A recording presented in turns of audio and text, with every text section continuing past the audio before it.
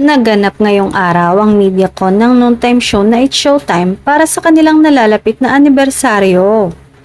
Dito ay isa-isang sinagot ng mga host, particular na ang main host at unkabogable na si Vice Ganda, ang mga isyu na ikinakaharap ng mga host maging ang buong programa. Isa sa mga sinagot ni Vice ay ang grabing natanggap na bashing ni Vice at ng kanyang noontime show na It's Showtime. At syempre, bukod kay Vice Ganda, tila hindi rin nakaligtas ang aktres na si Kim Chiu sa media nang tanongin ito tungkol sa status ng kanyang buhay pag-ibig. Say ng aktres, "Okay naman, masaya ako, syempre dapat palaging masaya." Hirit naman si Vice, "Everyday masaya ang puso ni Kim. Everyday masaya ang gising pakapi-kape."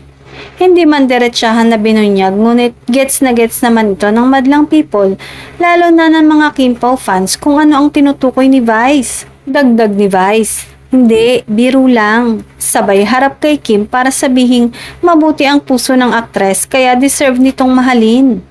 Mensahe ni Vice kay Kim, "Maganda ka. Mabuti kang tao, maganda ang mukha mo, maganda ang puso mo. You deserve the best, you deserve love." Dagdag pa ni Vice, sabay yakap kay Kim. Napangiti naman si Kim sa sinabi ni Vice at hindi na nakapagsalita pa.